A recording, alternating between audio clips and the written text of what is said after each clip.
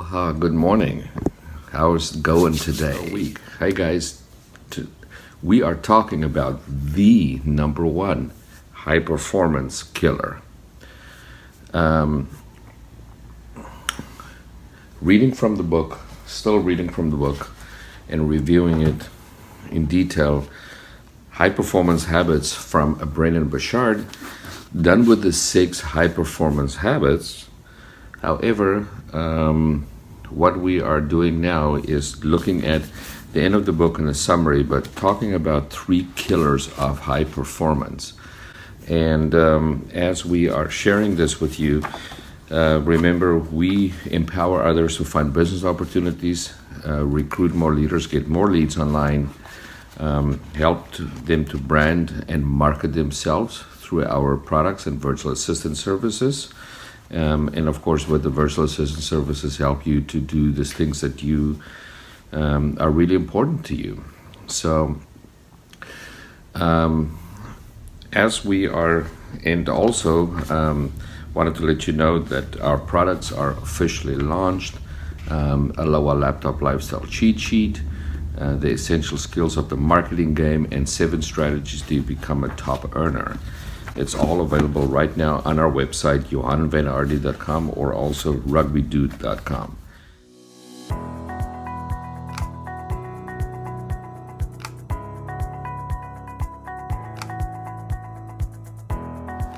So, the first thing that I wanted to point out here is about superiority. It was a bit of an eye-opener for me too. And as Brandon is saying, he said, John Maxwell said, there are 2 kinds of pride, both good and bad. Good pride represents our dignity and self-respect. Bad pride is the deadly sin of superiority that reeks of conceit and arrogance. So I'm going to go through this fairly quickly, but and I'm going to ask you these questions, and point this out. Has there been a time when you think you're special, you're separate from, better than, or more important than other people? Have you recently thought that some of the people you work with are idiots and that your ideas are always better? That qualifies as superiority. Not asking your team to review your big presentation and find its errors or omissions because you got this? Yeah. Getting cut off in traffic, then racing ahead to cut that guy off just to show him who's boss? Yep, that counts. Arguing your point over and over to your spouse even though they have been clear about their position and not budging? Check. Failing to review your work because it's always good enough? Check. Dang, he says. Minimizing someone else so you look better? Oops. Discounting another person's ideas because they haven't put in the time you have. Are those all signs of superiority? I see that with people I work with, deal with so often. And I am guilty of it too. Of some of it. A lot of it I've been working on, and that's what we are doing. We are growing. To become better people, to be calmer. That's why we meditate. That's why I pray. That's why I journal. That's why I keep track of my goals. And that's why I do a detox, which I really have been enjoying. Here's how to know when superiority has infiltrated your mind. You think you're better than another person or group. You are so amazingly good at what you do that you don't feel you need feedback, guidance, diverse viewpoints, or support.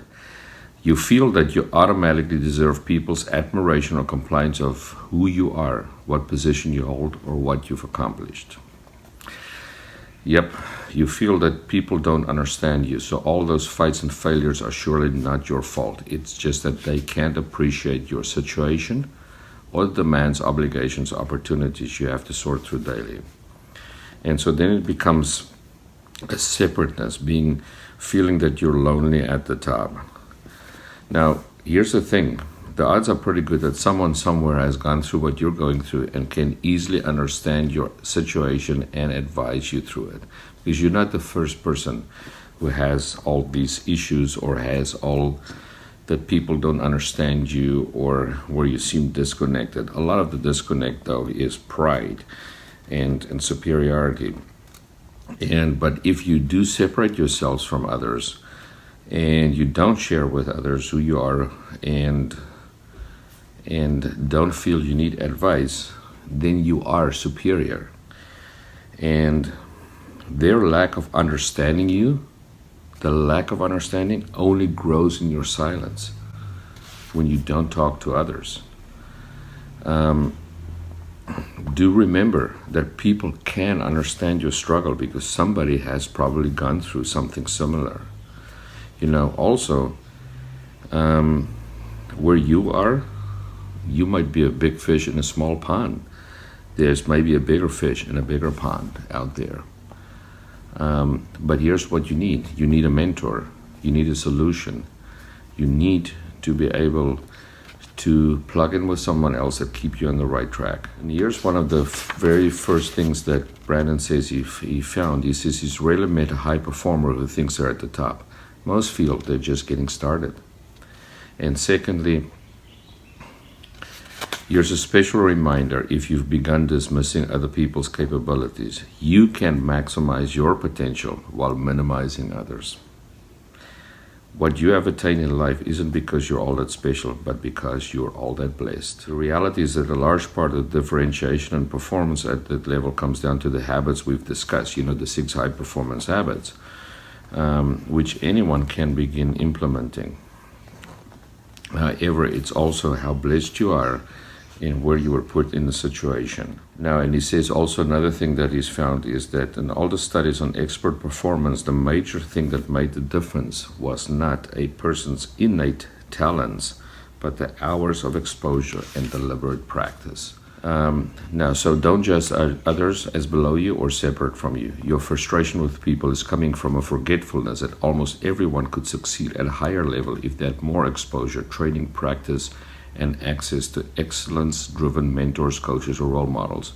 Remember, everything is trainable. It doesn't mean everyone will request a training, put in the hard work, reach number 1, or have as much grit of you, but everyone is capable of success. Everyone can live at life, so let's be honest. You were once a mess too, or did you forget that already? But you improved. Give others that same opportunity. When you remember that you too struggled, and you remind yourself that others can dramatically improve themselves, that's when you start to be more compassionate. So what's the solution and to not be suffer from superiority? Be aware, be alert, catch yourself when you start thinking you are separate from others for any reason. Second, you need to develop habits that will help you to stay humble and open, even as you get better at what you do. Humility is a foundational virtue. It is associated with positive outcomes like marital fidelity, cooperation, compassion for others, strong social bonds, general group acceptance, optimism, hope, decisiveness, comfort with ambiguity, and openness to experience. It's also tied to our willingness to admit gaps in current knowledge and the tendency to feel guilty after wrongdoing. So how do you stay humble? Deliberately seek others' ideas. If you could improve my idea, how would you go about it? Ask them. Hire a personal trainer or a coach. A trainer or a coach or a mentor or a therapist. Avoid thinking you automatically deserve people's admiration or compliance just because of who you are, where you came from, and what you've accomplished. Remind yourself that trust is earned through caring for others, not bragging about yourself. Challenge yourself to ask people more questions about who they are, where they come from, and what they want to achieve. And instead of believing that people don't understand you and that they are to blame for the fights and failures in your life, take ownership of your actions by reflecting on your role. Ask yourself, am I distorting the situation in any way to make myself feel like the misunderstood hero? And then keep a practice for reminding yourself of your blessings. Gratitude and humility have been shown to be mutually reinforcing, meaning the more grateful you are, the more humble you feel, and the more humble you feel, the more grateful you are. And I highly suggest you journal when you do that, guys. So yes, I gave you a slew of information today. This is powerful stuff, though. This is really powerful. And I think so many people suffer from superiority, including me. And I think it's just a natural thing when you start to achieve. If you told me that I feel superior to others, I didn't think so. Reading this, I guess I am too. And so I apologize, ask for forgiveness on that. And I want to say to you that you just need to be open to who you are. And remember that gratitude and humility is what keeps you. And that's why I'm grateful, and I'm humble enough to share with you that every one of us can fall into the trap of where you give others that, and maybe you don't feel that, but others perceive it that way. And that's the one thing that we got to be really careful of, is that we cannot grow in life if we feel that we are superior. We also need to feel we are just getting started. I hope this gave you some phenomenal value today. I got to go do my workout, and I will see you on the other side. Oh, and remember, on rugbydude.com, johanvanarde.com as well, my free Aloha laptop lifestyle cheat sheet, how to build a business in a toes and a cent like I did, how you can do that as well. It's totally free, so go grab that. Take care, guys. Aloha and God bless. You can find more great branding, marketing, and prospecting tips just like these over at johanvanarde.com. And remember to pick up a free copy of his daily 4-step Aloha laptop lifestyle cheat sheet. We'll see you over there.